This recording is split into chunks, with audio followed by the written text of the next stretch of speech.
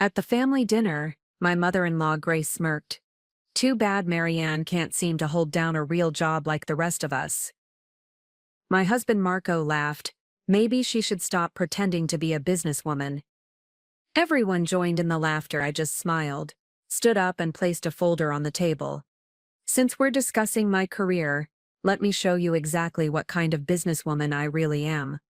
The room went dead silent as Marco's face drained of all color. The autumn evening air carried the scent of roasted turkey and simmering cranberry sauce through the Blackstone family estate. Before we jump back in, tell us where you're tuning in from, and if this story touches you, make sure you're subscribed, because tomorrow I've saved something extra special for you. A sprawling colonial mansion that had housed 4 generations of successful attorneys and judges. Crystal chandeliers cast warm light over mahogany furniture that cost more than most people's cars, and oil paintings of stern-faced ancestors gazed down from walls lined with first-edition law books. This was old money, established power, and generational prestige, everything I had married into 3 years ago when I said yes to Marco Blackstone.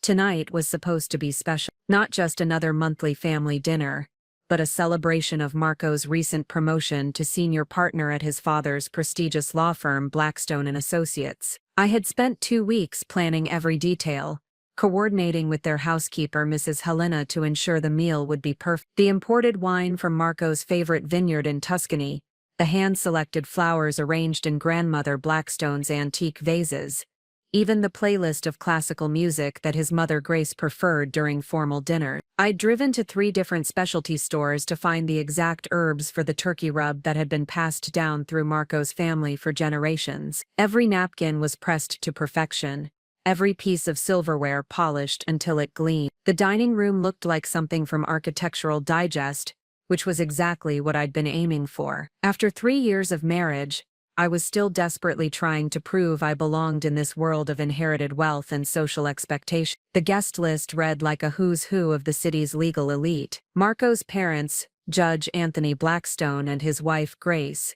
a woman who sat on the boards of 3 major charities and had never worked a day in her life.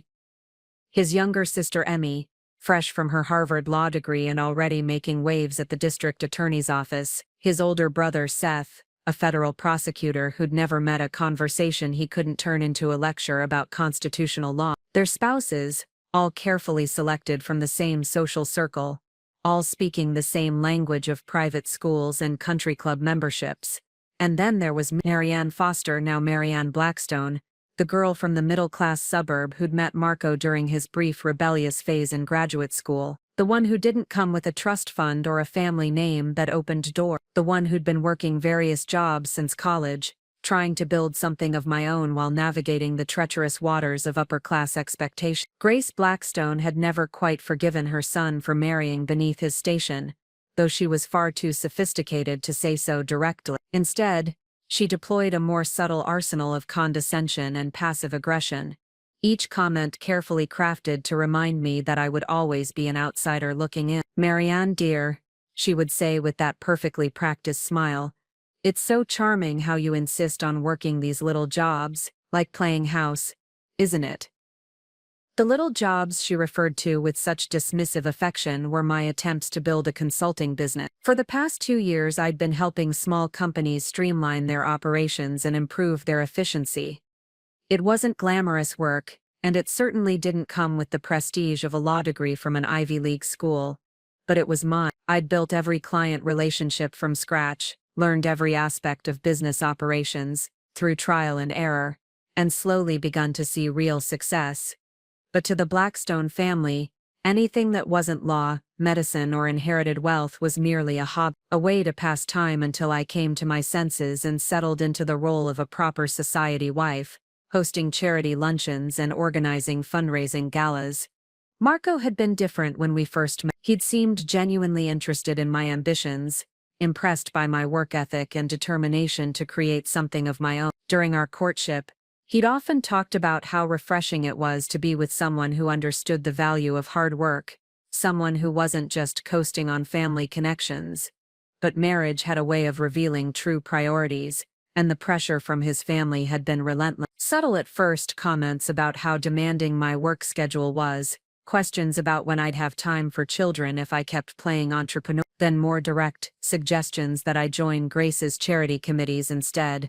Hints that Marco's career would benefit from having a wife who could focus full-time on being the perfect corporate spouse. Tonight, as I surveyed the perfect table setting and listened to the sounds of the family gathering in the living room, I felt the familiar knot of anxiety in my stomach. These dinners were always a performance, a careful dance where I tried to prove my worth while they politely but persistently reminded me of my place. I could hear Emmy's voice carrying from the next room, regaling everyone with stories from the DA's office. She was the golden child, brilliant and ambitious, everything a Blackstone daughter should be. Seth was probably pontificating about some recent Supreme Court decision, his voice carrying the authority of someone who'd never been questioned. And Marco would be basking in the attention, celebrating his promotion while gradually distancing himself from the wife who didn't quite fit the image of success he was cultivating. What none of them knew, what I had been carefully keeping to myself for months, was that my little consulting business had grown far beyond their dismissive expectations. The contracts I'd been working on, the late nights they assumed were just me playing businesswoman, had been building towards something significant, something that would change not just my life, but potentially all of theirs. Hidden in my home office, locked in a fireproof safe that Marco didn't even know existed, were documents that told a very different story about Marianne Blackstone than the one his family had constructed. Financial records, client contracts, and legal papers that revealed exactly what kind of businesswoman I really was. But as I smoothed my black dress and checked my reflection one last time before joining them for dinner, I had no idea that tonight would be the night everything came crashing down. I didn't know that Grace's cruelty would reach new heights, that Marco would choose his family's approval over his wife's dignity, or that I would finally be pushed past the point of polite tolerance. I certainly didn't know that by the end of the evening, the carefully constructed hierarchy of the Blackstone family would be turned completely upside down, and that the little wife with her little business would be revealed as something far more powerful than any of them had ever imagined. The dinner service itself was a masterpiece of coordination that would have impressed the staff at the city's finest restaurants. I had worked with Miss Led for weeks to perfect the timing, ensuring that each course would be served at precisely the right temperature and at exactly the right moment. The appetizer course featured delicate crab cakes with a remoulade sauce made from scratch, paired with a crisp Sauvignon Blanc that Anthony had brought up from the wine cellar, a bottle that cost more than most people's monthly rent. As the family took their seats around the enormous dining table, I felt the familiar flutter of nervous energy that accompanied these gatherings. The seating arrangement alone had required careful consideration. Grace, of course, took her position at the head of the table opposite her husband, a queen surveying her domain. Marco sat to her right, in the place of honor befitting the evening's guest of honor. Emmy was positioned where she could easily dominate the conversation, while Seth and his wife Harriet flanked the other side of the table. I had been assigned the seat furthest from Grace, next to Marco, but clearly marking my position as the most junior member of the family hierarchy. It was a subtle but unmistakable reminder of where I stood in the Blackstone pecking order, and I was certain Grace had orchestrated it deliberately. The conversation began, as it always did, with updates on various professional achievements and social obligation. Anthony regaled the table with stories from his recent conference of federal judges, his voice carrying the authority of someone accustomed to having his every word treated as wisdom. Emmy shared news of a high-profile case she was prosecuting, her Harvard education evident in every precisely chosen word and legal reference. Seth, not to be outdone by his younger sister, launched into a detailed analysis of recent Supreme Court decisions that might affect his upcoming federal cases. His wife Harriet, a pediatric surgeon at the city's most prestigious hospital, contributed stories from her practice that somehow managed to sound both compassionate and supremely accomplished. And then there was Marco, practically glowing with pride as he described his new role as senior partner. The family hung on his every word as he outlined his plans for expanding the firm's corporate division, bringing in higher-profile clients, and cementing the Blackstone name as the most respected legal brand in the state. Throughout these performances of success and status, preparing and narrating this story took us a lot of time, so if you are enjoying it, subscribe to our channel. It means a lot to us. Now back to the story. I sat quietly, offering appropriate congratulations and asking the right question. I had learned over 3 years of marriage that these dinners were not conversations but rather presentations, each family member taking their turn to demonstrate their worthiness of the Blackstone name. When attention occasionally turned to me, the questions were always the same. "How's your little business going, dear?" Or "Still enjoying your consulting work?" The words were polite enough, but the underlying message was clear. What I did was inconsequential, a hobby to fill time until I embraced my true role as Marco's supporting cast member. What they didn't know, what I had been carefully concealing for months, was that my little business had grown exponentially beyond anything they could imagine. While they saw me leaving the house for what they assumed were small-time meetings with struggling local companies, I was actually building relationships with major corporations across the region. The late nights they attributed to my stubborn refusal to accept help were actually spent finalizing contracts worth hundreds of thousands of dollars. The phone calls I took in my home office, the ones that made Grace roll her eyes and sigh about my inability to disconnect from work, were negotiations with Fortune 500 companies, seeking my expertise in operational efficiency. For 6 months, I had been secretly developing a revolutionary software system that could streamline corporate operations in ways that traditional consulting had never achieved. The prototype had been tested by 3 major companies, and the results had been so impressive that I was fielding calls from competitors trying to poach me before my system even launched officially. But I had said nothing to Marco or his family. Part of it was self-protection. I had learned that sharing my successes with the Blackstones only resulted in them finding ways to diminish or dismiss my achievements. But another part of it was strategic. I was building something that would make it impossible for them to continue treating me as the charity case who had somehow tricked their golden boy into marriage. As I watched them perform their evening ritual of intellectual superiority and professional one-upmanship, I felt a mixture of anticipation and sadness. These people had welcomed me into their family, but only on the condition that I remain forever grateful and forever less. They had given me their name, their social connections, and access to their rarefied world, but they had never given me their respect.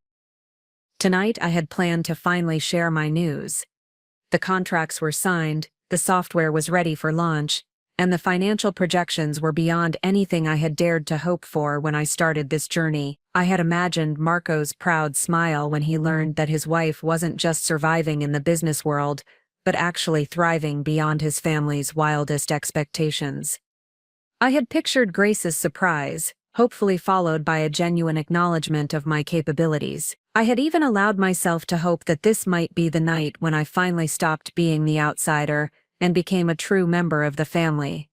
But as the evening progressed and the familiar patterns of condescension and casual dismissal continued, I began to realize that my hopes had been naive. The Blackstones weren't interested in seeing me succeed. They were invested in maintaining the hierarchy that kept them comfortable and superior. The revelation, when it came, would not be the celebration I had imagined. Instead, it would become something far more dramatic and permanently life-changing than any of us could have predicted. The transformation in Grace's demeanor was subtle at first, like the way storm clouds gather on a distant horizon before unleashing their fury. Throughout the appetizer course, she had maintained her practiced veneer of polite interest, asking the appropriate questions and making the expected comments. But I had been watching her carefully for 3 years, and I could read the signs that others missed. The slight tightening around her eyes when someone praised my cooking. The way her smile never quite reached her pupils when she looked in my direction. Grace Blackstone was a woman who had built her entire identity around being the undisputed matriarch of a successful legal dynasty.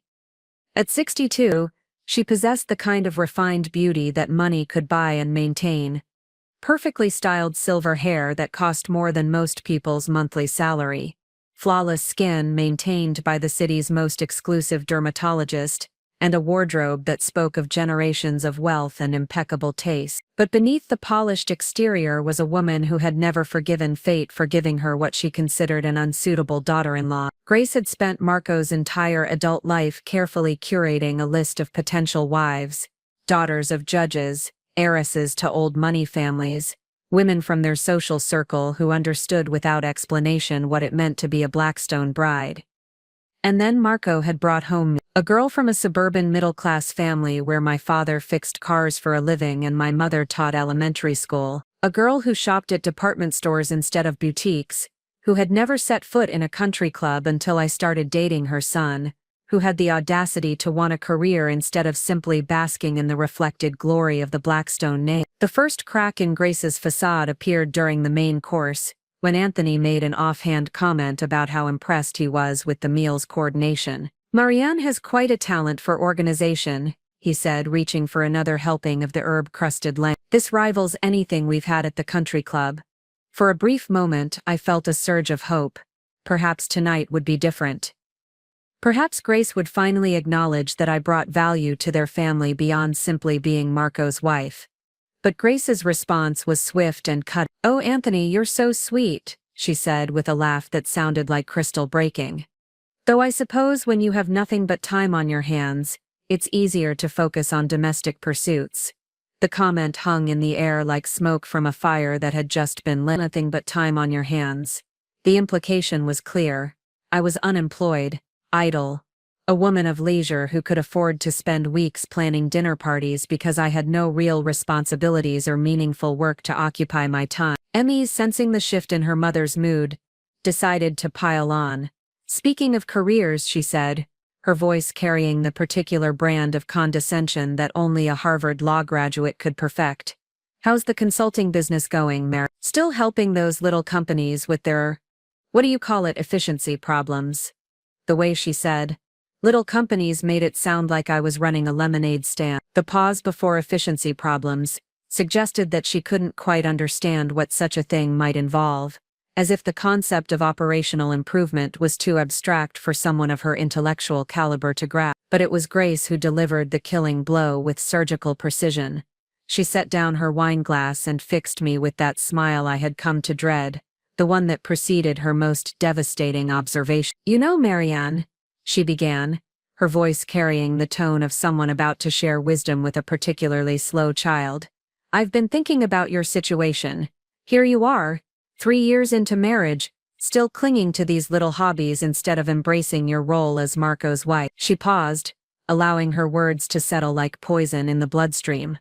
Around the table, conversations gradually died as everyone sensed that Grace was building towards something significant. "I mean, it's admirable in a way," she continued, tilting her head as if considering a mildly interesting specimen in a laboratory. "This determination to play businesswoman instead of accepting that you've already achieved the greatest success any woman could hope for, marrying into one of the city's most respected families."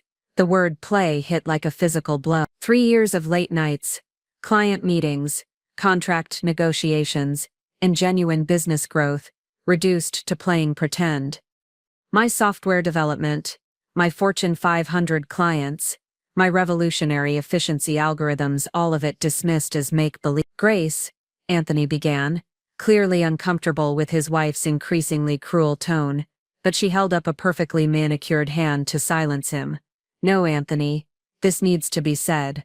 Someone has to help Marianne understand reality." Her eyes never left my face as she spoke, studying my reaction like a scientist observing a test subject. "These little consulting jobs, this stubborn insistence on having a career," she made air quotes around the word, "it's really just a way of avoiding the responsibilities that come with being part of this family." Seth shifted uncomfortably in his chair, while Harriet suddenly became fascinated with her dinner plate. Even Emmy looked slightly taken aback by her mother's direct assault, but Grace was just getting started. "The truth is, dear," she said, her voice dripping with false sympathy, "you're holding Marco back. Do you know how many partners' wives sit on important charity boards? How many of them host the kind of social events that bring in major clients? While you're off playing with spreadsheets and pretending to run a business, Marco's career is suffering because his wife can't be bothered to fulfill her actual duties." The silence that followed was deafening. Even Missy Helena, who had been quietly clearing dishes in the background, froze in place as if afraid to make any sound that might draw Grace's attention. Marco sat beside me, and I could feel the weight of his silence like a stone in my chest. This was his moment. This was when my husband should defend me, should tell his mother that her attack was inappropriate and cruel, should stand up for the woman he had promised to honor and protect. Instead, I watched his Adam's apple bob as he swallowed hard, his eyes fixed on his wine glass, as if it contained the answers to the universe. The man who could argue complex legal cases in front of federal judges was apparently struck mute when faced with defending his wife against his mother's cruelty. Grace smiled, recognizing victory in her son's silence. She had successfully reminded everyone at the table of the hierarchy, re-established the boundaries, and put the upstart daughter-in-law firmly back in her place. What she didn't know was that she had just lit the fuse on a bomb that would destroy everything she thought she understood about power, success, and exactly who held the real authority in this family. The moment stretched like a taut wire about to snap. Grace's words hung in the air between us, waiting for anyone to respond. My heart hammered against my ribs as I turned to look at Marco, my husband, my supposed partner in life, the man who had sworn before God and witnesses to stand by me through everything. Marco Blackstone had never looked more like his mother's son than he did in that moment. The same patrician features, the same calculated expression, the same cold assessment of social advantage that I had somehow convinced myself he didn't possess. 3 years of marriage, and I was finally seeing him clearly. He cleared his throat, a nervous sound that I recognized as his tell when he was about to say something he knew would hurt me. In courtrooms, that little throat clearing meant he was about to deliver a blow that would devastate the opposing counsel's case. At home, it meant I was about to discover another way that I had failed to meet the Blackstone family standard. "You know," he said, his voice carrying that careful, measured tone he used when he wanted to sound reasonable while saying something completely unreasonable. "Mother does have a point, Marianne." The betrayal was immediate and complete, not because of what he said, but because of what he chose not to say. He didn't defend me. He didn't defend my work. He didn't tell his mother that her attack was inappropriate, cruel, or completely out of line. Instead, he joined her. Marco continued, warming to his theme as he saw the approval in his mother's eyes. "We've been married 3 years now, and you're still acting like you're single, still prioritizing these consulting projects over our family obligations. Family obligation. As if my crime was refusing to become a decorative accessory to his legal career." "Marco," I said quietly, my voice steady despite the earthquake happening inside my chest. "What exactly are you saying?" He looked directly at me for the first time since Grace's assault began, and I saw something in his eyes that made my blood run cold. It wasn't anger or frustration or even disappointment. It was embarrassment. He was embarrassed by me. "I'm saying that maybe it's time to be realistic about your priorities," he said, and there was a note of condescension in his voice that I had never heard directed at me before. "You're a Blackstone now.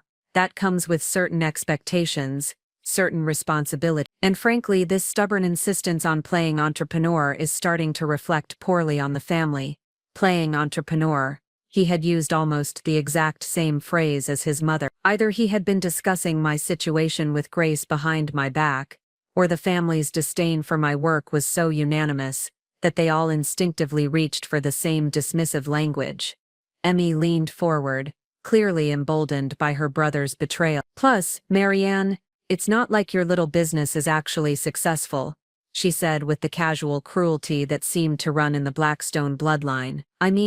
If it were really taking off, you'd be able to afford to hire help instead of spending all your time on these tiny projects." Seth nodded sagely, apparently deciding that this was an appropriate moment for one of his lectures. "There's a difference between having a hobby and having a career," he said, his federal prosecutor voice in full effect. "And from what we can see, your consulting work falls pretty definitively into the hobby category." I looked around the table, taking in each face, cataloging every expression of smug superiority and casual dismissal. These people who had welcomed me into their family with such careful politeness, who had smiled at our wedding and toasted our happiness, who had spent 3 years slowly and systematically undermining my confidence and my sense of self-worth.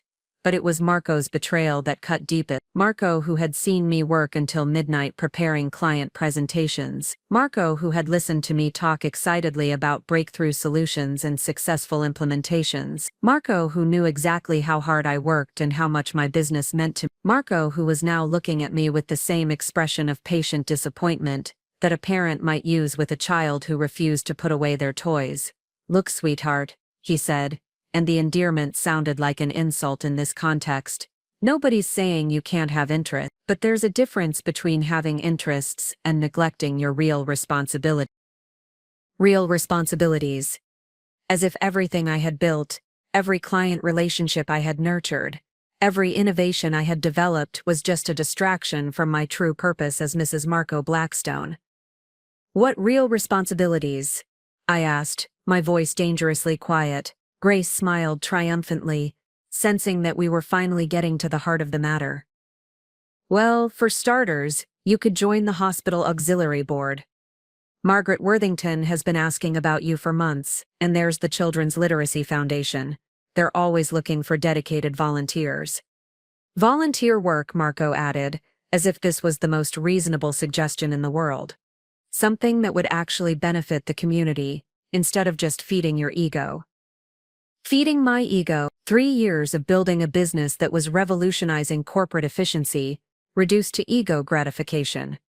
And of course, Grace continued, her voice taking on a dreamy quality.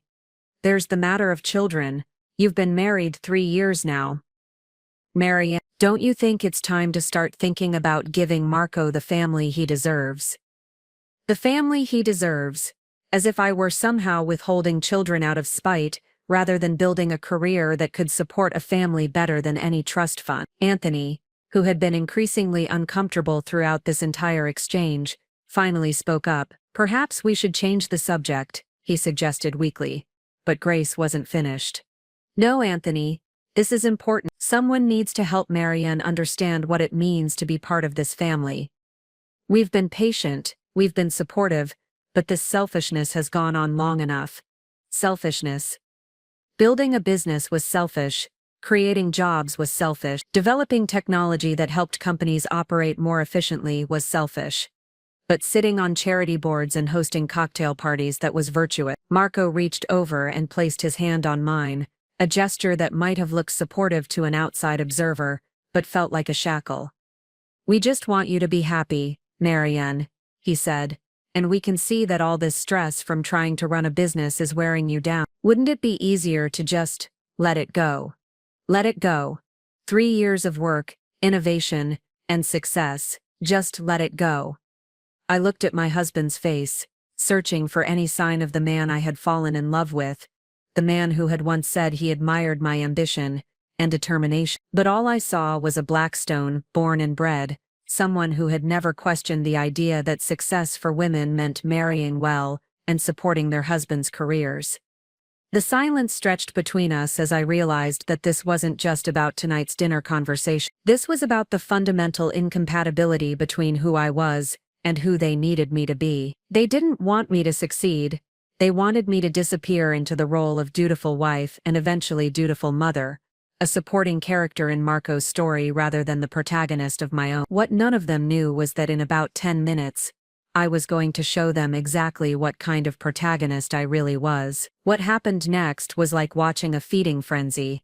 Once Marco had given his family permission to attack me by joining in himself, the floodgates opened. The careful veneer of polite society that the Blackstones prided themselves on maintaining crumbled away, revealing the ugly truth beneath their refined exteriors. Harriet, who had been silent throughout most of the evening, suddenly found her voice. As a pediatric surgeon, she was used to being the voice of authority in a room full of people, and she wielded that authority now like a scalpel. You know, Marianne, she said, her tone carrying the condescending patience she probably used with the parents of her young patients. From a medical perspective, this obsession with career achievement at the expense of family planning is actually quite concerning. She paused to take a sip of wine, letting her words sink in before continuing her diagnosis.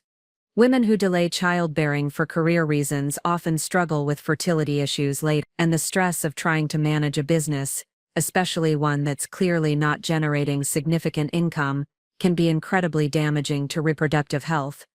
The clinical detachment in her voice made it even more insulting. She was discussing my life choices, as if I were a case study rather than a person sitting right across from her.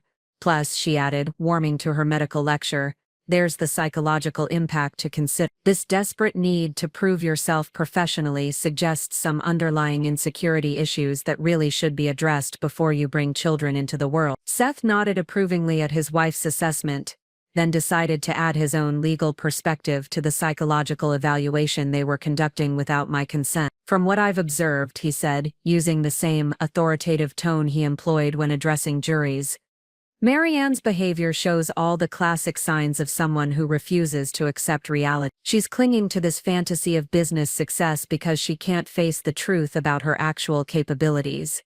He gestured with his wine glass as if presenting evidence to a court. Look at the facts.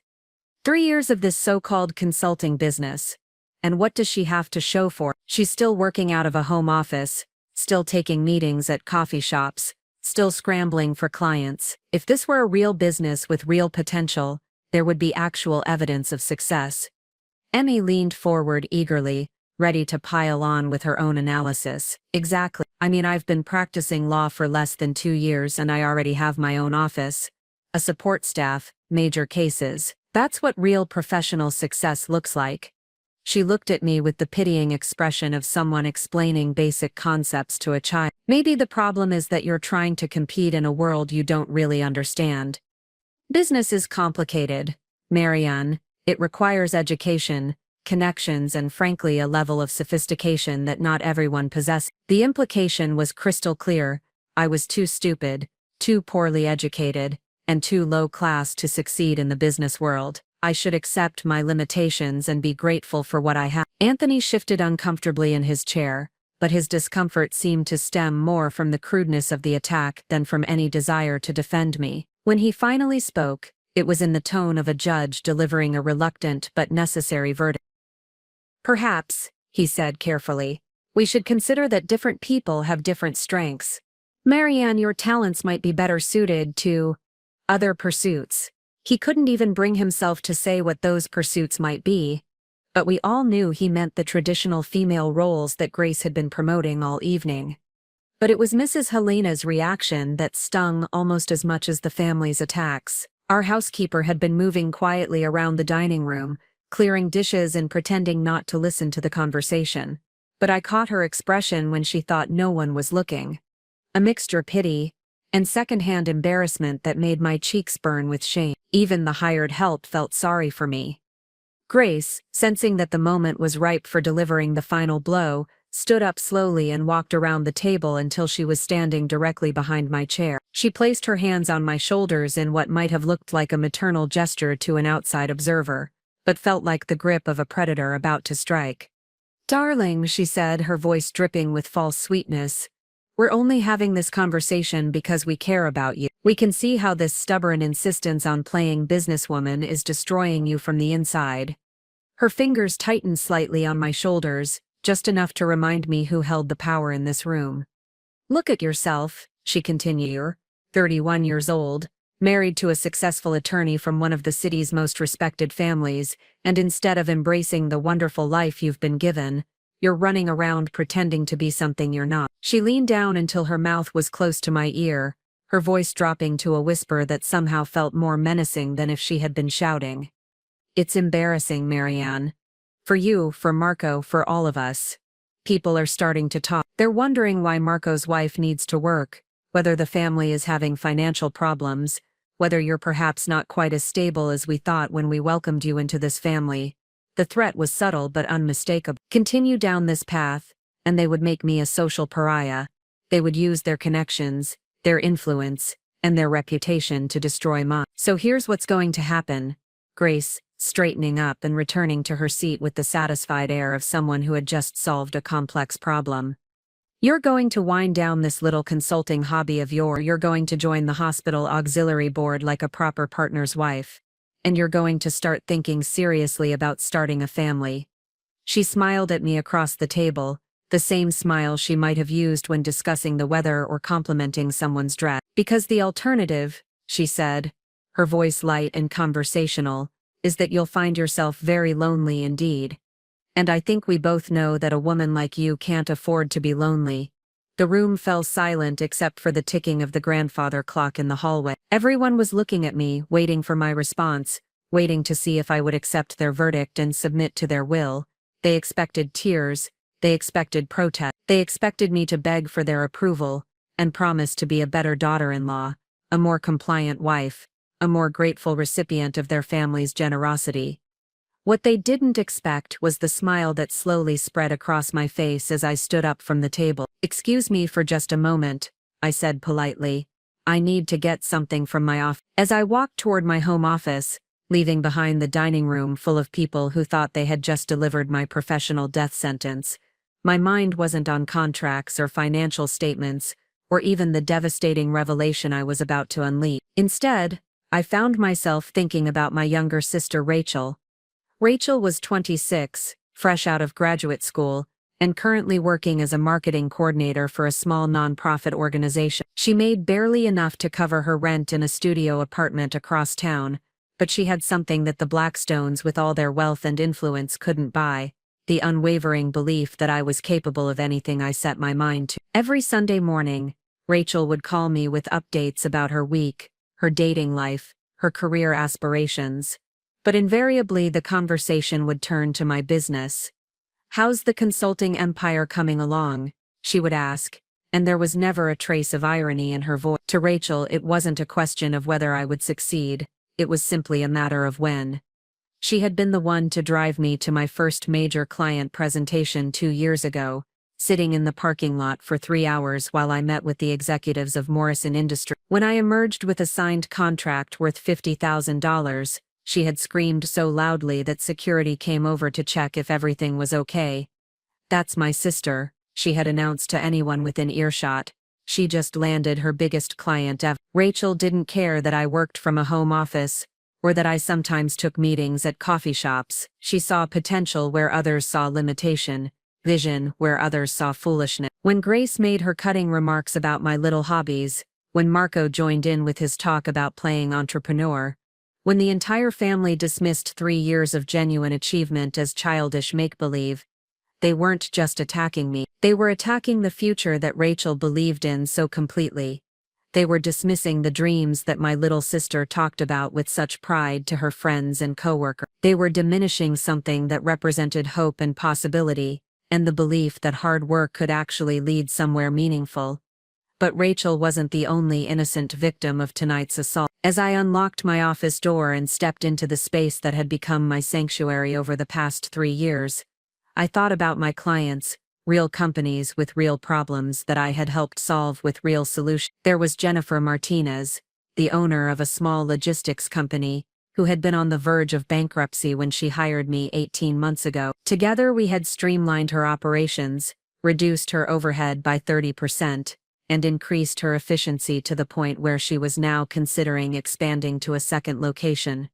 "You saved my business," she had told me just last month, tears in her eyes as she handed me a bonus check. "More than that, you saved my employees' jobs. You saved their families." There was David Park, the CEO of a mid-sized manufacturing firm, who had been hemorrhaging money due to outdated processes and communication breakdown. The software system I had developed specifically for his company had revolutionized their operations, increasing productivity by 40%, while simultaneously improving worker satisfaction. "I've never seen anything like it," he had said during our last quarterly review. "You didn't just fix our problems, you transformed our entire corporate culture." These weren't the little companies with efficiency problems that Emmy had dismissed so casually. These were businesses that employed hundreds of people, supported families, contributed to the local economy.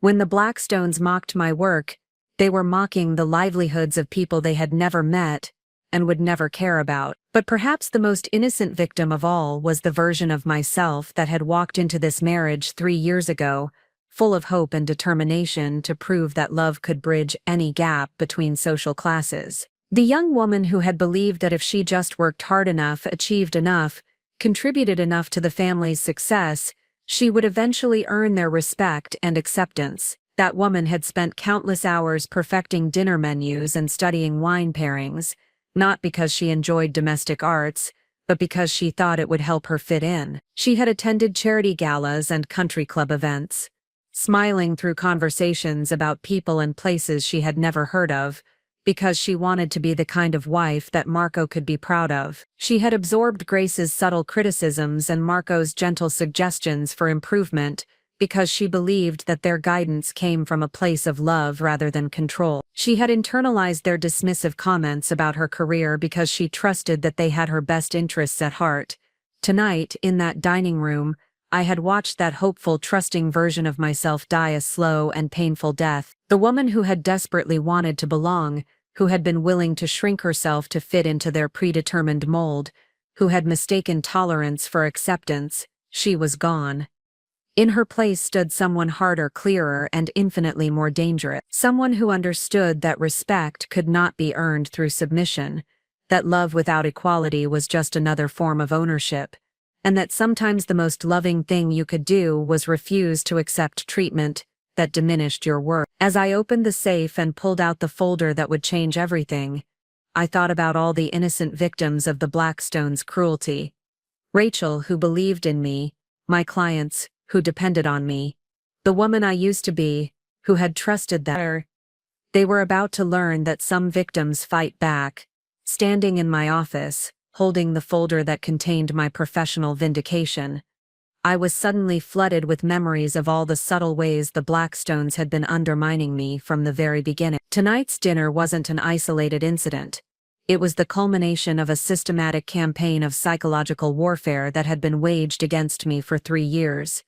I remembered my first major client presentation, the one with Morrison Industries. I had spent weeks preparing, researching every aspect of their business model, developing a comprehensive proposal that would revolutionize their supply chain management.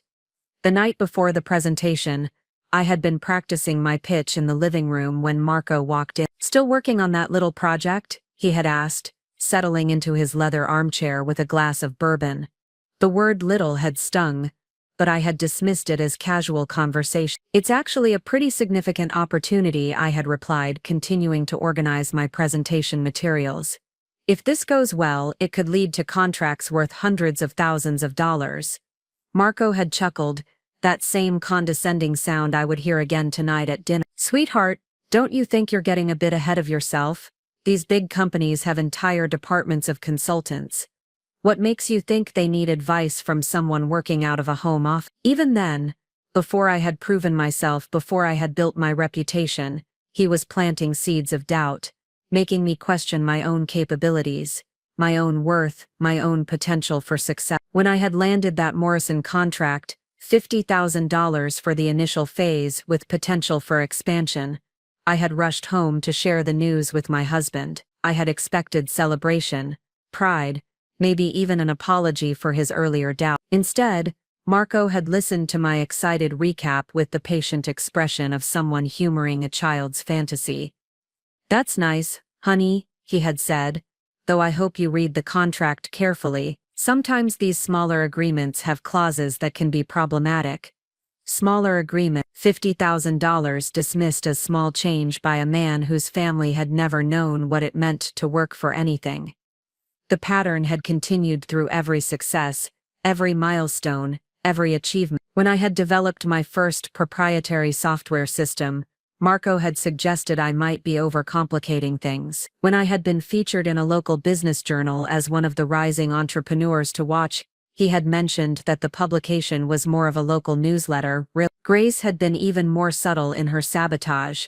Her comments always came wrapped in concern, delivered with the kind of maternal authority that made them difficult to challenge directly.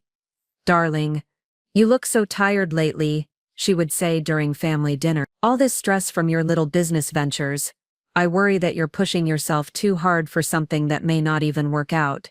Or I was talking to Margaret Worthington at the club, and she mentioned seeing you at that coffee shop on 5th Street, taking meetings. She was concerned that you might be having financial difficulties. I assured her that wasn't the case, but perhaps you should consider meeting clients somewhere more appropriate. The message was always the same.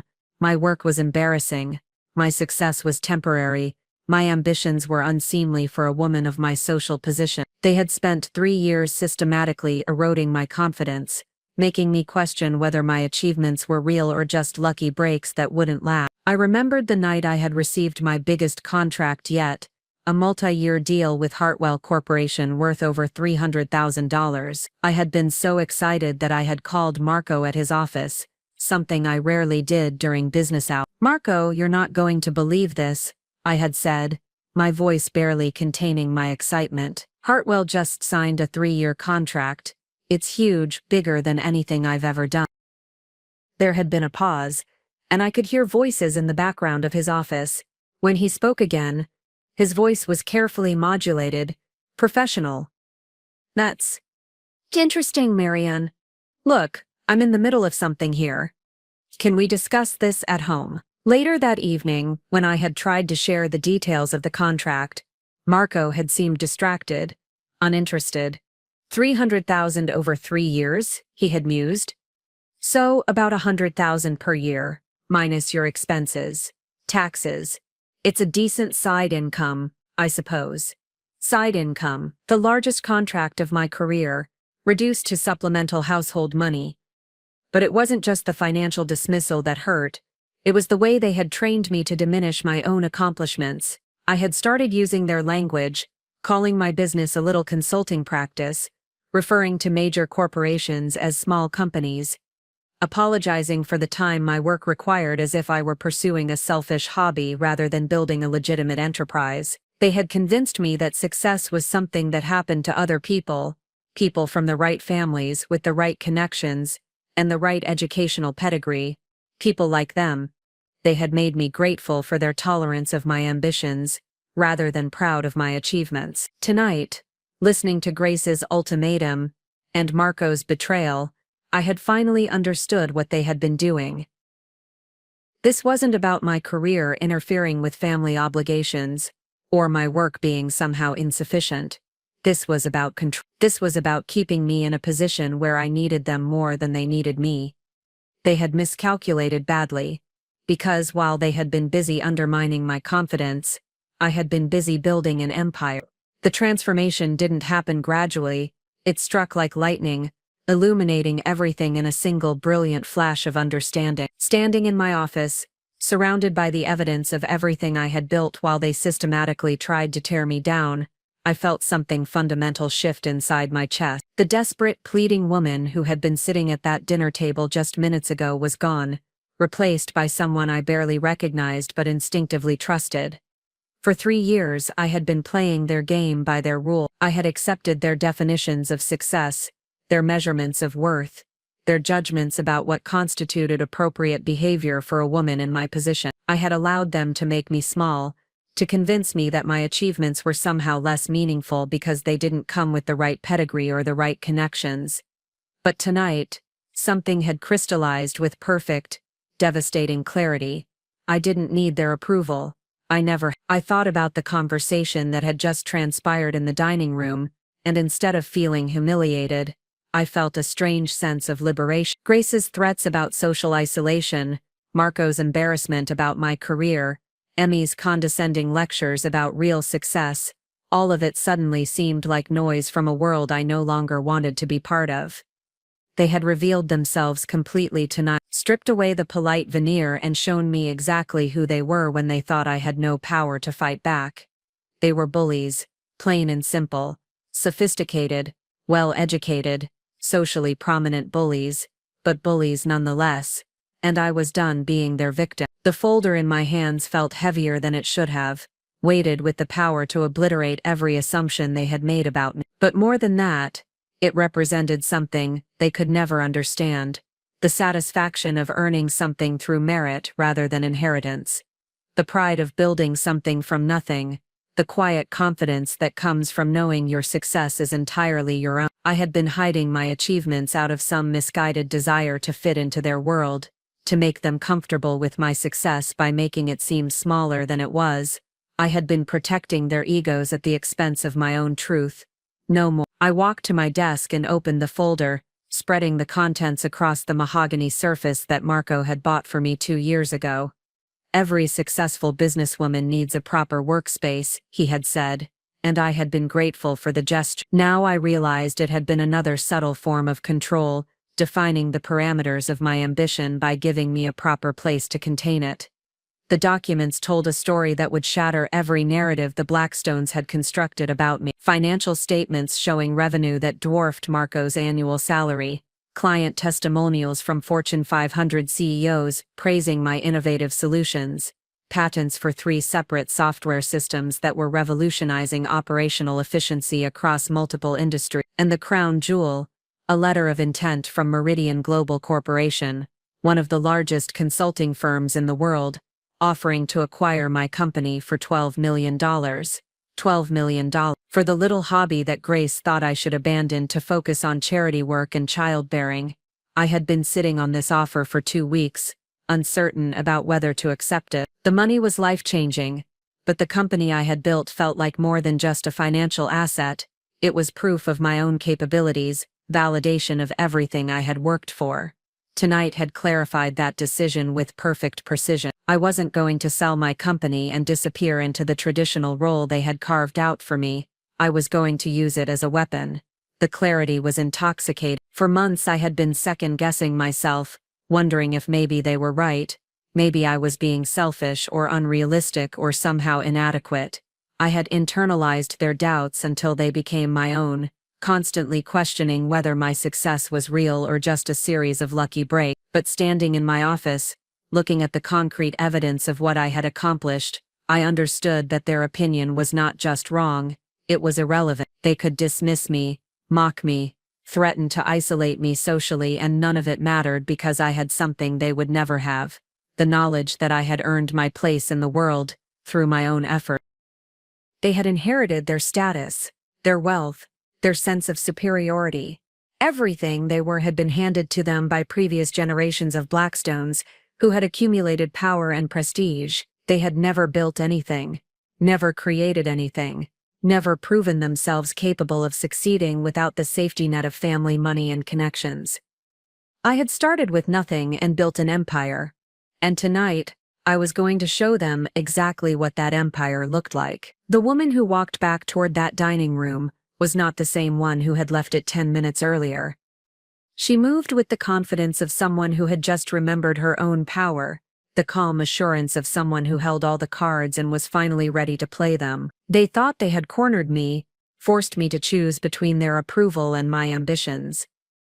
They had no idea that I was about to present them with a third option, accepting that they had drastically underestimated the wrong woman. The decision to keep my true success hidden from the Blackstones hadn't been made overnight. It had evolved gradually, born from a combination of self-preservation and strategic thinking that I hadn't even fully recognized until tonight. As I carefully selected which documents to bring back to the dining room, I found myself remembering the exact moment when secrecy had transformed from protection into preparation. It had been 6 months ago, during a family barbecue at Anthony and Grace's estate. I had just signed the Hartwell Corporation contract, my biggest deal to date, and I was practically vibrating with excitement. The contract represented not just financial success, but validation that my innovative approach to operational efficiency was genuinely revolutionary. I had planned to share the news during dinner, imagining Marco's pride and perhaps even Grace's grudging acknowledgement that my work had value.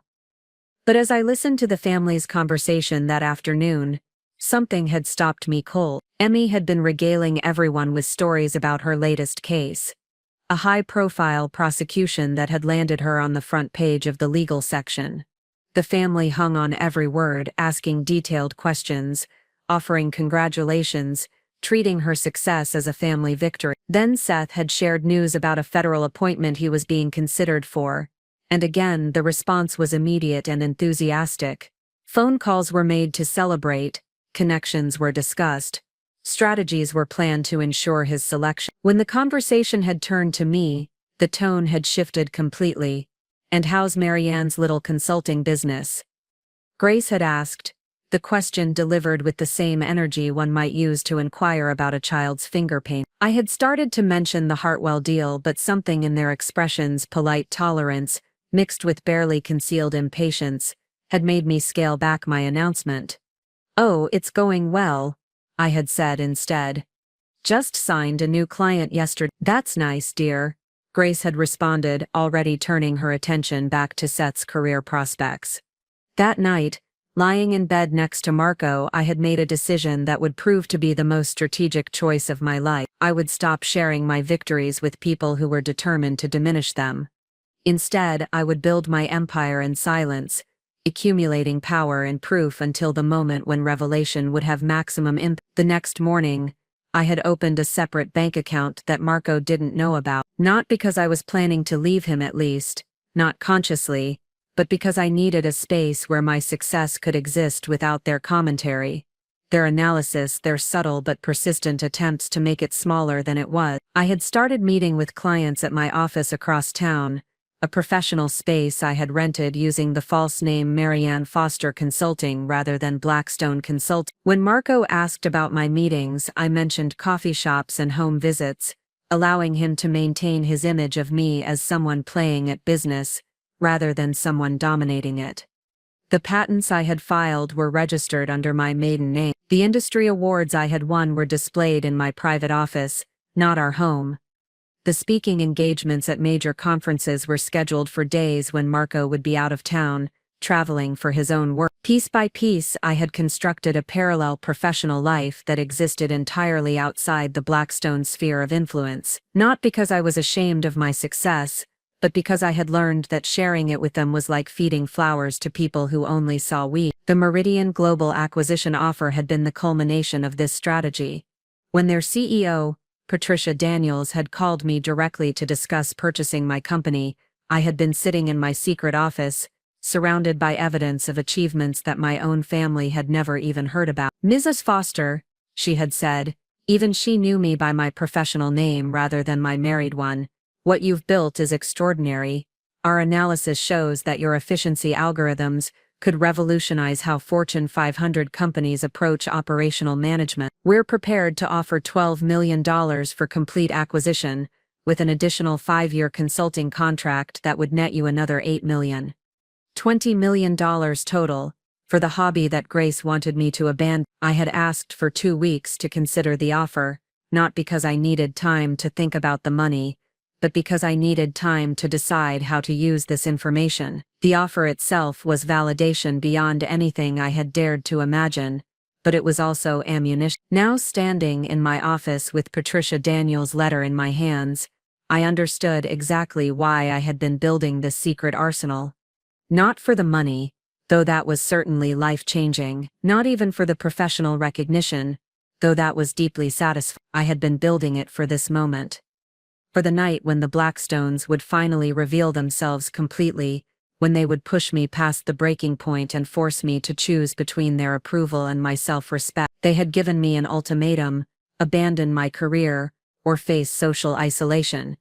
What they didn't know was that I was about to give them one of my own: accept me as an equal, or watch me walk away from their world entirely, taking my $12 million empire with me. The folder in my hands wasn't just documentation, it was revolution. Building my secret empire had required the same methodical precision that I brought to every client project, but with an additional layer of complexity. It had to be accomplished while living under the constant scrutiny of a family that believed they owned the right to know everything about my life. The first challenge had been establishing financial independence without triggering Marco's suspicion. As a lawyer, he was naturally detail-oriented about paperwork and documentation. Our joint checking account was something he monitored regularly, not out of distrust, but out of the kind of financial vigilance that came with being raised in a family where money was both power and responsibility. I had solved this problem by creating what I called financial layers. The first layer was completely transparent: small consulting fees that went into our joint account, amounts that seemed reasonable for someone playing at business. These payments came from legitimate clients, but they represented only a fraction of what those clients actually paid me. The larger payments were funneled through a business account I had established using my maiden name, at a bank across town where the Blackstones did their personal banking. When Marco occasionally asked about client payments, I could truthfully show him deposits without revealing their actual scope. The second challenge had been more complex: how to meet with major corporate clients without the Blackstones knowing about it. Marco's social circle was vast and interconnected. The city's business community was surprisingly small when you reached the executive level, and there was always a risk that someone would mention seeing me in the wrong place with the wrong people. I had addressed this by developing what I privately called the coffee shop strategy. For every major client meeting I had at a corporate headquarters, I would schedule a smaller, visible meeting at a different client, usually someone from a smaller company who fit the Blackstone's assumptions about my business level. These coffee shop meetings served multiple purposes. If Marco asked about my day, I could truthfully tell him about meeting with a client at the downtown cafe. If anyone from his social circle happened to see me, they would observe exactly what they expected. Marco's wife having an appropriate business meeting in an appropriately modest venue. Meanwhile, my real meetings were happening in executive boardrooms 40 floors above the coffee shops, where I was negotiating contracts worth more than most people made in a decade. The third challenge had been the most delicate: how to develop revolutionary technology without anyone noticing the massive amount of research and development work required. Software development isn't something you can do casually in your spare time. It requires sustained focus, substantial computing resources, and often round-the-clock testing period. I had solved this by establishing what appeared to be a home-based consulting practice, while actually operating a sophisticated technology development operation. My home office became the visible front for the business, equipped with the kind of basic setup that would satisfy casual observation. But my real work was happening at the professional office space I had rented under my maiden name. This facility was equipped with enterprise-level servers, multiple development workstations, and direct connections to client test environment. When I told Marco I was working late on a project, he assumed I was in my home office struggling with spreadsheets. In reality, I was often across town, managing complex software implementations for Fortune 500 companies. The patent applications had required particular care. Filing patents under my married name would have created public records that Marco or his family might eventually discover. But filing them under my maiden name created a paper trail that existed entirely outside their awareness. I had worked with a patent attorney who specialized in technology consulting, paying his fees from my secret business account. The 3 patents I had successfully filed, covering revolutionary approaches to supply chain optimization, workforce management algorithms, and predictive maintenance systems, represented intellectual property worth millions of dollars in licensing potential alone. Each patent application had required months of detailed documentation, prior art research, and technical specifications. The work had been exhausting, but it was also exhilarating. I was creating something genuinely innovative, something that would change how major corporations approached operational efficiency. The most challenging aspect of maintaining my double life had been the emotional cost. Living with such a massive secret had required constant vigilance. Every conversation with Marco was carefully monitored for potential contradictions. Every family gathering required performance art, playing the role of someone whose ambitions were smaller than they actually were. But perhaps the most difficult part had been the isolation. My greatest professional achievements, landing the Morrison contract, developing my first breakthrough algorithm, being approached by Meridian Global, had to be celebrated alone. There was no one, in my daily life, who understood the magnitude of what I was building. I had compensated for this isolation by developing relationships within the business community that the Blackstones knew nothing about. Industry conferences had become my sanctuary, places where I could be known and respected for my actual accomplishments, rather than diminished for my social position. It was at one of these conferences that I had met Patricia Daniels, the CEO of Meridian Global. She had attended my presentation on revolutionary approaches to corporate efficiency, and had been so impressed that she had approached me immediately afterward. "Miss Foster," she had said, "what you've presented here could transform how we think about operational consulting. I'd like to discuss acquisition possibilities." $12 million was her opening offer. Tonight, as I prepared to reveal this offer to my husband's family, I realized it was also my declaration of independence. The psychological toll of maintaining such an elaborate deception had been far greater than I had anticipated when I first decided to compartmentalize my success. What had started as a defensive mechanism, protecting my achievements from the Blackstone's diminishing commentary, had evolved into something much more complex and emotionally costly. Every morning for the past 6 months, I had woken up next to a man who believed he knew everything about my life, while I carried secrets that would fundamentally alter his understanding of who I was. The weight of that deception had become a physical presence in our bedroom, an invisible barrier that made even casual intimacy feel like performance art. Marco would ask about my day over dinner, and I would craft responses that were technically truthful but completely misleading. I had a great meeting with a client downtown. I would say, omitting the fact that the client was the CEO of a Fortune 500 company and the meeting had taken place in a 42nd floor executive boardroom, where we had discussed a 7-figure contract expansion. The most challenging moments had been when Marco would try to be supportive of what he perceived as my small-scale business struggles. He would offer advice about growing my client base, or suggest that I consider raising my rates for my consulting services. His well-intentioned guidance felt like unwitting condescension from someone who had no idea that my rates were already higher than his hourly billing as a senior partner. Even worse were the moments when he would try to comfort me during what he assumed were professional disappointment. When I had been unusually quiet one evening, he had reached over and squeezed my hand sympathetically. "Don't get discouraged about the consulting business, sweetheart," he had said. "These things take time to build. Maybe we should think about setting up some networking opportunities through the firm's client connections."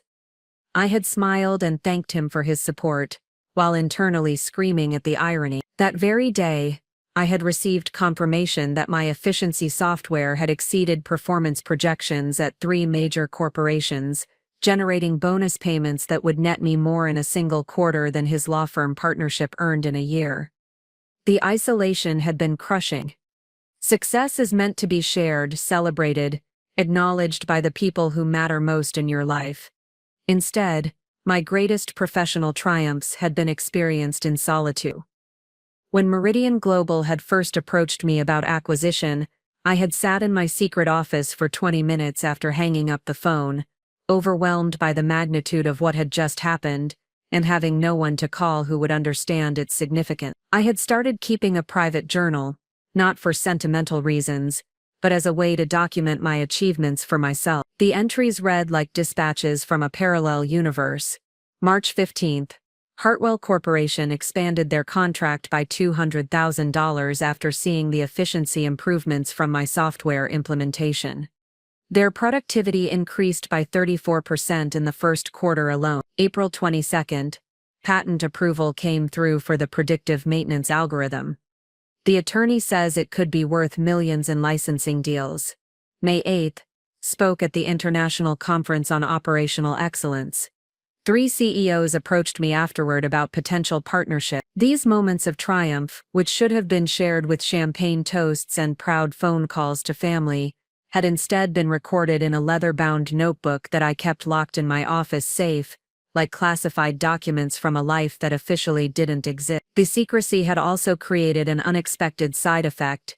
It had made me acutely aware of how differently the Blackstones treated information about success depending on who achieved it. When Emmy had won a significant case, the family had thrown an impromptu celebration dinner. When Seth had been mentioned in a legal journal, Grace had called everyone she knew to share the news. But when I had been featured as a rising entrepreneur in the business section of the city's newspaper, a small mention that mentioned only my most modest achievements, the article had been met with polite acknowledgement and quickly forgot. Grace had even commented that it was sweet that the local papers were supporting small businesses by featuring stories like mine. The cognitive dissonance had been staggering. I was living a double life where my public persona was systematically diminished while my private reality was expanding beyond anything I had imagined possible. The woman the Blackstones saw at family dinners was a carefully constructed character, someone whose ambitions and achievements had been scaled down to match their expectations. Meanwhile, the real me was attending board meetings, negotiating multi-million-dollar deals and being courted by some of the most powerful consulting firms in the world. I had become 2 completely different people, and the effort required to maintain that separation had been exhausting. But tonight, as I stood in my office holding the folder that would bridge those 2 worlds, I realized that the emotional cost had been worth it. The months of secrecy hadn't just protected my achievements from their dismissal, they had also protected my confidence from their systematic undermining. I had built my empire in silence, and now I was ready to let it speak. The walk back to the dining room felt like a procession toward destiny. Each step was measured, deliberate, weighted with the knowledge that I was about to detonate a bomb that would reshape every relationship in that room. The folder in my hands felt heavier than it should have, not because of the paper it contained, but because of the power it represented.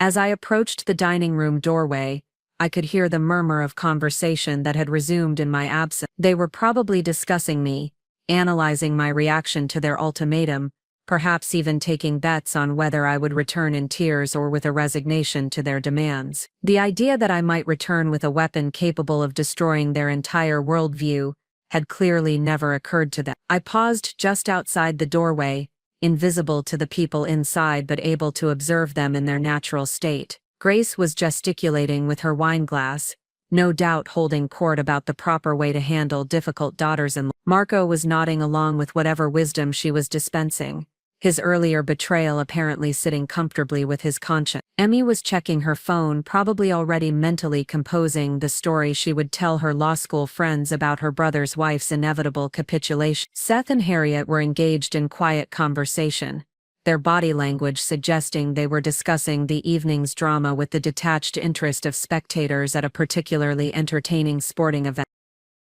Even Mrs. Helena seemed to have relaxed, moving about the room with the efficient calm of someone who had witnessed the natural order being restored. The strange disruption caused by the middle-class interloper had been addressed, and normal family hierarchy could resume. Anthony was the only one who looked genuinely uncomfortable, shifting in his chair and avoiding eye contact with the others. Of all the people in that room, he was the only one who seemed to understand that what had just transpired was fundamentally wrong, regardless of its social necessity. I took a deep breath and stepped into the doorway, my entrance causing an immediate shift in the room's energy. Conversations stopped mid-sentence. Glasses paused halfway to lips.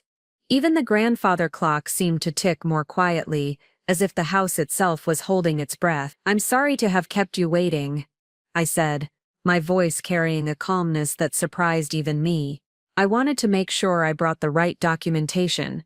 I moved to my seat at the table with the unhurried grace of someone who held all the cards and was finally ready to play them. The folder remained closed in my hands, its contents a mystery that was clearly making several people nervous.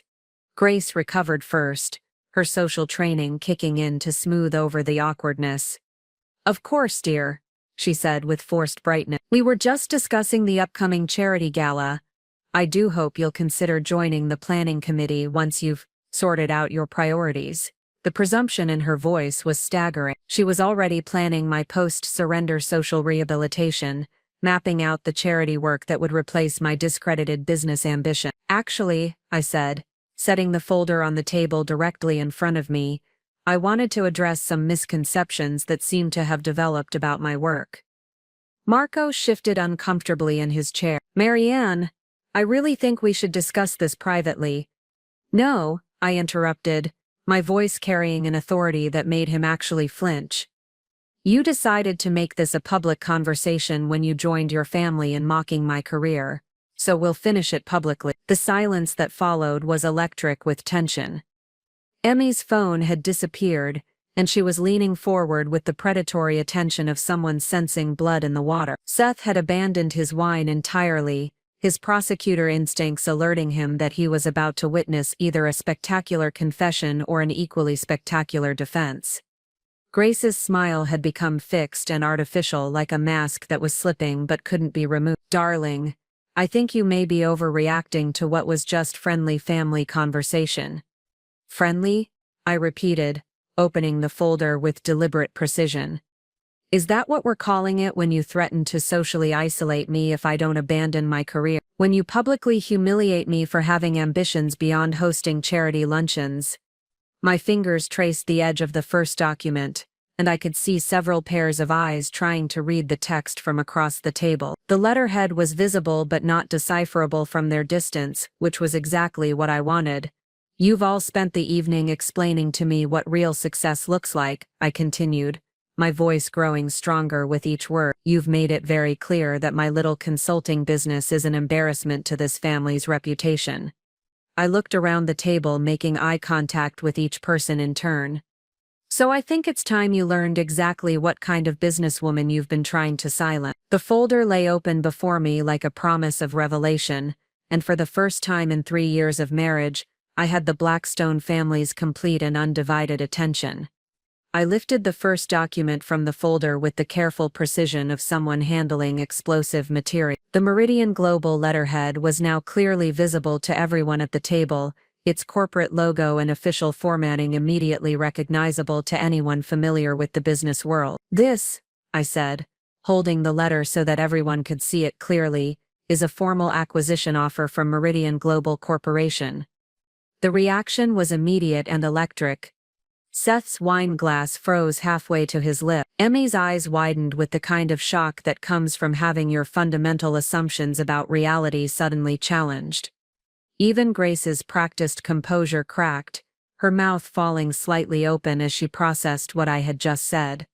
But it was Marco's reaction that cut deepest. His face went through a series of expressions: confusion, disbelief, and then something that looked dangerously close to fear. This was not the woman he had married, not the struggling entrepreneur he had been condescendingly supporting, not the amateur businesswoman who needed his family's guidance to understand her place in the world. "Meridian Global," I continued, my voice carrying across the silent room like a bell, "has offered to purchase my consulting company for $12 million. The silence that followed was so complete that I could hear the ice settling in Anthony's whiskey glass 3 seats away. Grace's hand trembled slightly as she set down her wine, the crystal making a tiny chiming sound against the mahogany table that seemed unnaturally loud. $12 million, I repeated, letting the number hang in the air like smoke from a fire that had just consumed everything they thought they knew about me.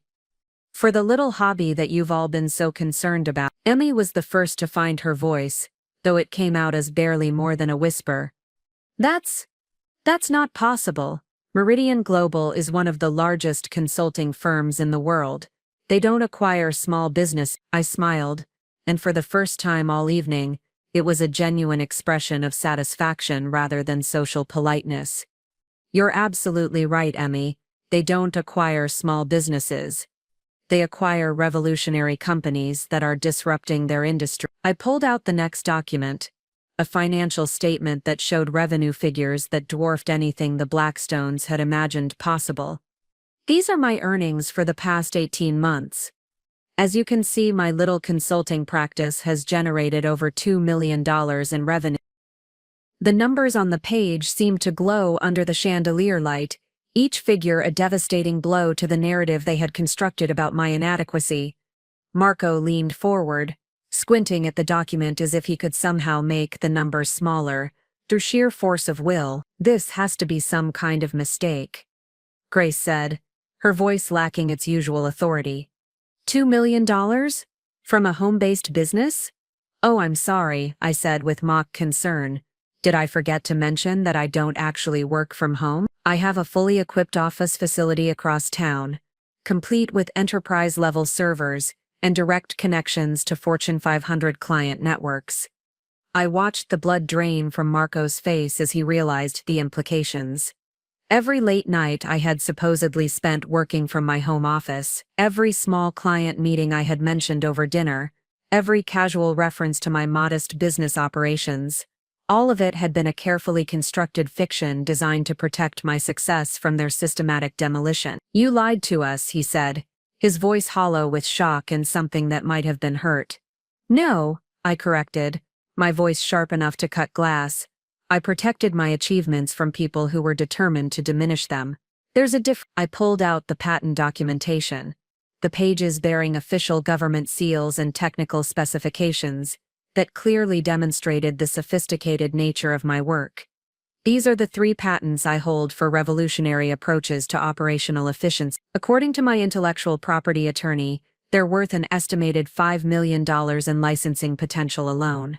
Seth's prosecutor training seemed to kick in, his mind automatically trying to find flaws in the evidence before him. "Even if this is all legitimate," he said carefully, "it doesn't change the fact that you've been deceiving your own family for months." "My own family?" I repeated, looking around the table at the faces that had spent the evening systematically tearing down my confidence and threatening my independence. Is that what we're calling people who mock your achievements, dismiss your ambitions, and demand that you abandon your career to fit their social expectations? The truth was spreading across the table like spilled wine, staining everything it touched. The documents I continued to produce painted a picture of success so far beyond their assumptions that they seemed to be struggling with the basic mechanics of processing the information. Client testimonials from CEOs of major corporations, industry awards for innovation, speaking engagements at international conferences, each piece of evidence was another nail in the coffin of their condescending certainty about my limitations. "You've all spent 3 years treating me like a charity case," I said, my voice rising with years of accumulated frustration, like some unfortunate social obligation that Marco had imposed on the family. "Well, here's the truth you've been so determined to avoid. I don't need your money. I don't need your connections.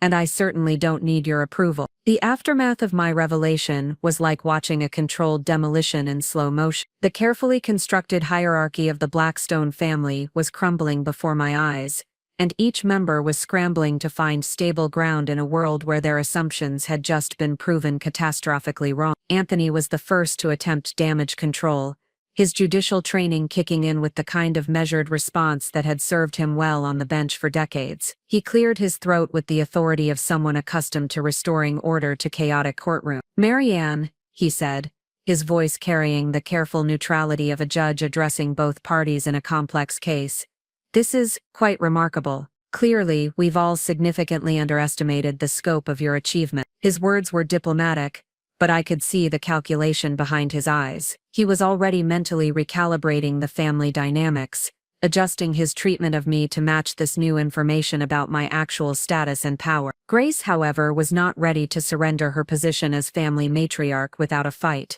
Her recovery was swift and strategic, employing the kind of social maneuvering that had made her a formidable force in the city's charity circuit for decades. "Well, this is certainly a surprise," she said, her voice regaining some of its earlier authority. "Though I have to say, darling, it's rather unfortunate that you felt the need to be so secretive about your success. We could have been so much more supportive if we had understood the true nature of your work." The audacity was breathtaking. Within minutes of learning that she had been systematically undermining a multi-millionaire, Grace was already rewriting history to position herself as a supportive mother-in-law who had simply been misled by incomplete information. "Supportive," I repeated, my voice carrying a dangerous edge. "Is that what you call threatening to socially isolate me if I didn't abandon my career? Is that your definition of support?" Grace's smile never wavered, but I caught the flash of calculation in her eyes. "I think there may have been some miscommunication about our concern. We were simply worried about the stress you seemed to be under, trying to manage what we thought was a struggling small business." Emmy, meanwhile, was approaching the situation with the aggressive intellectual curiosity that had made her successful as a prosecutor. She leaned forward, her Harvard law training evident in the way she began dissecting the evidence I had presented. "I'd like to understand the timeline here," she said, her voice carrying the crisp authority of someone cross-examining a witness. "When exactly did you start hiding the true scope of your business from the family? And more importantly, what was your motivation for maintaining such an elaborate deception?" The question was designed to put me on the defensive, to shift the focus from their behavior to mine. But I had been expecting this tactic. "My motivation," I said calmly, "was protecting my achievements from exactly the kind of systematic dismissal I experienced tonight. Every time I shared good news about my business, it was minimized, questioned, or dismissed as unrealistic ambition." Seth joined his sister's interrogation, his federal prosecutor instincts apparently unable to resist the opportunity to probe what he clearly saw as suspicious behavior. "But surely you understand how this looks," he said, gesturing toward the document spread across the table. "You've been living a double life for months, maybe years. How are we supposed to trust someone who's capable of such sustained deception?" The irony was staggering. The same people who had spent the evening systematically humiliating me were now positioning themselves as the victims of my dishonesty. Marco, who had been silent since learning about the acquisition offer, finally found his voice. His words came out in a rush, as if he had been rehearsing them while processing the implications of what I had revealed. "Marianne, honey, I know things got a little heated tonight, but we can work through this," he said, reaching across the table toward my hand. "Maybe we should have been more encouraging about your business, but that doesn't mean we can't start fresh, now that we understand what you've really accomplished." His tone was conciliatory, almost pleading, and I realized that he was already calculating the social and financial implications of being married to someone worth significantly more than his family's law firm. But it was Harriet who delivered the most sophisticated attempt at reconciliation. As a surgeon, she was accustomed to making quick decisions under pressure, and her medical training had taught her the importance of addressing problems directly. "You know, Marianne," she said thoughtfully, "this actually explains a lot about some of the tension we've all been feeling. If you'd been carrying the stress of building such a significant business while feeling like you couldn't share your successes with your family, that must have been incredibly isolating." She paused, allowing her words to sink in before continuing. "Perhaps we can all agree that better communication might have prevented tonight's misunderstandings." The word misunderstandings was particularly galling, as if 3 years of condescension and tonight's systematic humiliation could be dismissed as simple communication failure. I looked around the table at these people who were now scrambling to reposition themselves as supportive family members who had simply been operating with incomplete information. Their desperation was almost palpable, and for the first time since I had entered this family, I held all the power. But power without purpose is meaningless, and I knew exactly what I intended to do with mine. I let their desperate attempts at reconciliation hang in the air for a long moment, savoring the complete reversal of power dynamics that had taken place in the span of 20 minutes. These people who had spent the evening systematically dismantling my confidence were now scrambling to rebuild bridges they had burned with such casual cruelty. But I was no longer the woman who would accept their conditional acceptance or their revisionist history about tonight's event. "You want to talk about communication?" I said, my voice cutting through their anxious chatter like a blade through silk. "Let me communicate something very clearly to all of you." I stood up slowly, the movement commanding immediate attention from everyone at the table. The documents remained spread before me like evidence in a trial, each piece of paper a testament to the empire I had built while they tried to convince me I was failing. "For 3 years I have bent over backward to earn your respect and accept. I have absorbed your criticism, internalized your doubts, and allowed you to make me question my own worth and capabilities." Grace opened her mouth to interrupt, but I held up a hand that stopped her cold. "I'm not finished," I said, and something in my tone made it clear that the old rules of family hierarchy no longer applied. "Tonight, you all revealed exactly who you are when you think someone has no power to fight back. You're sophisticated, well-educated bullies, but bullies nonetheless." Marco reached toward me again, his face a mask of panic and calculation. "Marianne, please. Let's discuss this rationally." "Rationally?" I laughed, and the sound was completely devoid of humor. "Was it rational when you joined your mother in mocking my career instead of defending your wife? Was it rational when you all spent the evening threatening to socially isolate me if I didn't abandon my ambitions?" I began gathering the documents, each movement deliberate and fine. "Here's what's going to happen. I'm accepting Meridian Global's acquisition offer.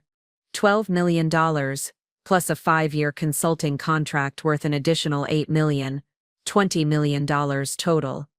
The numbers hit the room like physical blow. Even Anthony, who had been trying to maintain judicial neutrality, looked stunned by the sheer magnitude of what I was walking away with. "Marianne," Grace said, her voice taking on the pleading tone of someone who had just realized they had catastrophically miscalculated, "surely we can work through this as a family."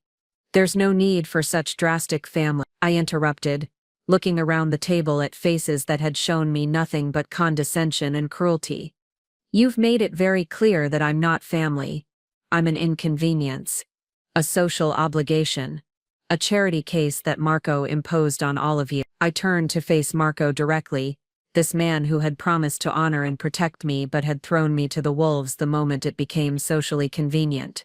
"You have a choice to make, Marco," I said, my voice carrying the calm authority of someone who no longer needed anything from him. You can continue to be the kind of man who joins in when his family attacks his wife, or you can decide to be something better. But I'm not waiting around to find out which version of yourself you choose. Emmy, clearly struggling with the legal implications of what was unfolding, leaned forward with the desperate intensity of someone trying to salvage a losing case.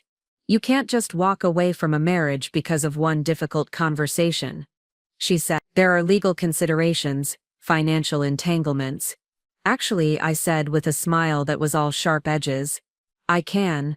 The prenup that your family insisted I sign, the one that was supposed to protect the Blackstone assets from my gold-digging tendencies. It works both ways. My business assets are completely separate from any marital property claim. I could see Seth doing the mental calculations, his prosecutor's mind working through the implications of a prenup that had been designed to protect the family from me, but now protected my much larger fortune from them.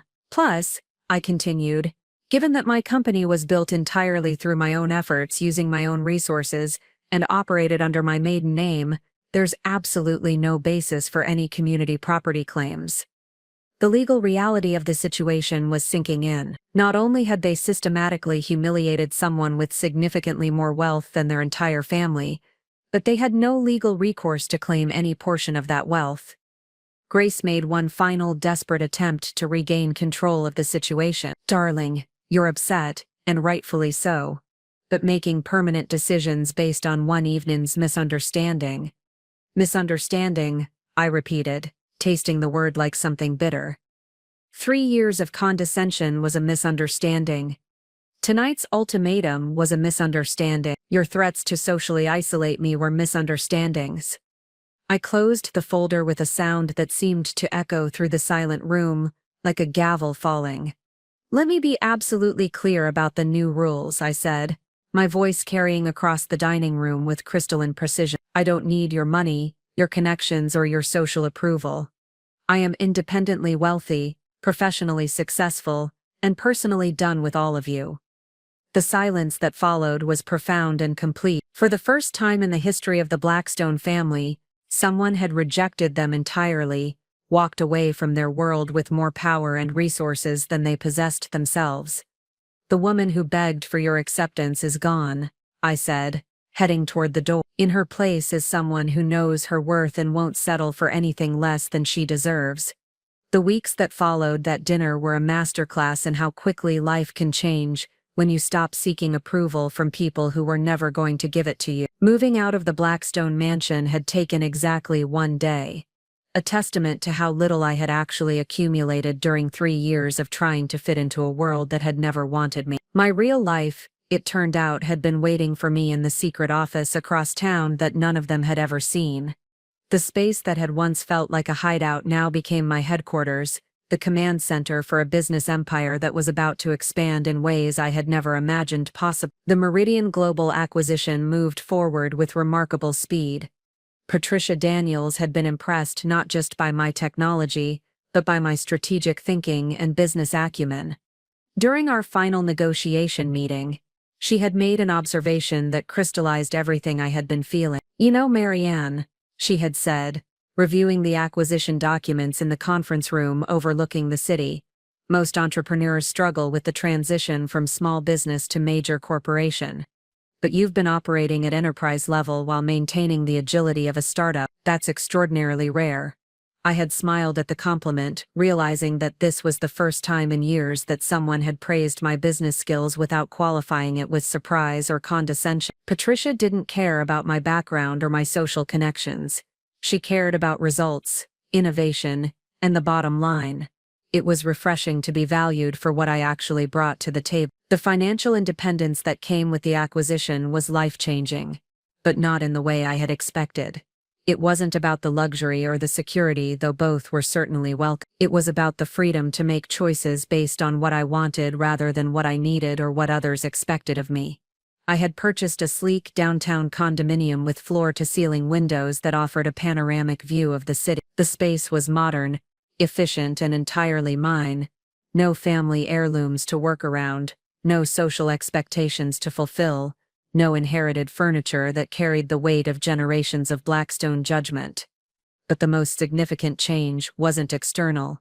It was internal. The woman who had once apologized for taking up space at family dinners had been replaced by someone who commanded boardrooms with quiet confidence. The transformation wasn't sudden. It was more like finally allowing my true self to emerge after years of suppression. My first major decision as Meridian Global's newest senior consultant had been to establish a mentorship program for women entrepreneurs.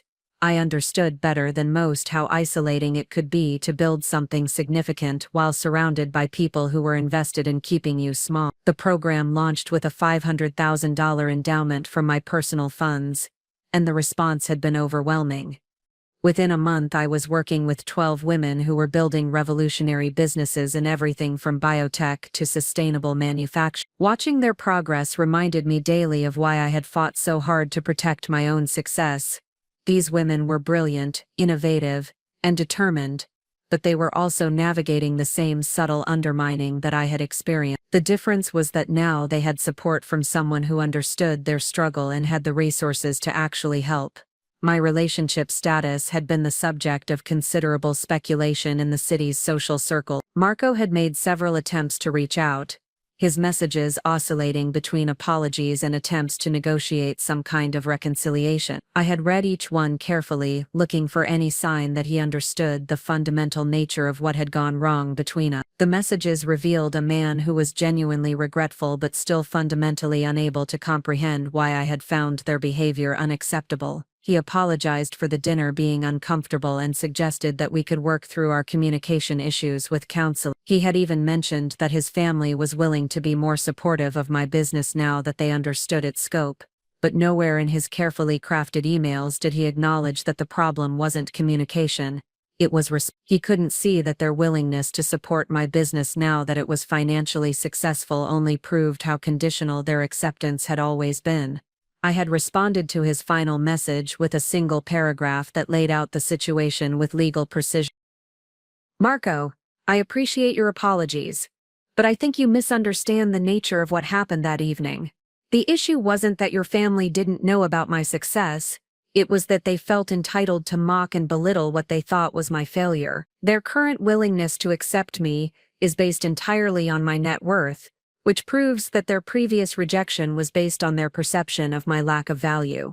I cannot build a life with someone who sees my worth as conditional on external validation. The divorce papers had been filed under my maiden name, processed through an attorney who specialized in high net worth separations. The prenup that the Blackstones had insisted upon worked exactly as they had intended, protecting my business assets completely while ensuring a clean break with no ongoing financial entanglements. For the first time in my adult life, I was answerable only to myself, and the freedom was intoxicating. 1 year after that transformative dinner, I stood in the penthouse conference room of Meridian Global's headquarters, looking out at a city that had once felt like a maze designed to keep me lost. Now it spread before me like a map of possibilities, each building representing potential partnerships, new ventures, and opportunities that I was finally free to pursue on my own terms. The woman reflected in the floor-to-ceiling windows bore little resemblance to the one who had once desperately arranged dinner parties to win the approval of people who were never going to give it. This version of myself wore confidence like a perfectly tailored suit,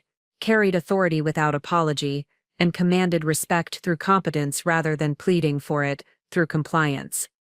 The mentorship program had evolved beyond anything I had initially envisioned. What started as support for 12 women entrepreneurs had grown into a foundation that provided funding, resources, and strategic guidance to over 200 female-founded businesses across the country. The ripple effect was extraordinary. Each successful business created jobs, generated innovation, and proved that women could build empires when given the tools and support they deserved. My sister Rachel had become the foundation's director of operations, her nonprofit experience and unwavering belief in ambitious women making her perfect for the role. Watching her flourish in a position where her talents were not just recognized but celebrated reminded me daily of why I had fought so hard to escape a world that demanded I diminish myself to fit their expectations. The social circles that had once seemed so important now felt like distant memories from someone else's life. The charity galas, country club events, and carefully orchestrated dinner parties that Grace had insisted were essential to my happiness had been replaced by industry conferences, innovation summits, and boardroom meetings where my voice carried weight because of what I knew rather than who I was married to. Patricia Daniels had become more than a business partner. She had become a friend and mentor who understood the unique challenges of building something significant in a world that often preferred women to remain decorative rather than powerful. Our monthly strategy sessions had evolved into genuine conversations about leadership, innovation, and the responsibility that came with success. You know, she had said during our most recent meeting, when I first approached you about the acquisition, I was impressed by your technology. But watching you build the foundation and expand your influence, that's when I realized we hadn't just acquired a company, we'd gained a visionary. The Blackstone family had faded into irrelevance with surprising speed. Occasionally I would hear updates through mutual acquaintances. Marco had been dating someone from their social circle, a young attorney whose family had the right connections and appropriate expectations. Grace continued to hold court at charity events, no doubt weaving stories about her son's unfortunate first marriage to explain away my conspicuous absence from their world. Emmy had apparently made partner at her firm ahead of schedule, while Seth had received the federal appointment he had been pursuing. Their successes felt distant and unimportant, like news from a country I had once visited but no longer remembered clearly. The most telling development had come 6 months earlier, when Anthony had reached out through intermediaries to see if I might be interested in consulting on a major case involving corporate efficiency standards. The irony was exquisite. The family that had dismissed my expertise was now hoping to benefit from it professionally. I had declined politely but firmly, not out of spite but because I had more important work to do with people who had never questioned my capability. My personal life had found its own rhythm, built around genuine connections rather than social obligation. The women in my mentorship program had become a chosen family of sorts. Brilliant and driven individuals who understood the cost of building something meaningful while surrounded by people invested in your failure. There was someone new in my life. Elena Rodriguez, a biotech entrepreneur whose revolutionary cancer treatment research was being funded through my foundation. Our relationship had developed naturally from professional respect to personal connection, built on the kind of mutual admiration that had been completely absent from my marriage to Marco. Elena understood ambition because she supported my work because she valued its impact, not because it reflected well on her social status. When she looked at me, she saw a partner and an equal, not a social project that needed improvement or management. The 3-year anniversary of that dinner approached without fanfare or reflection on my part.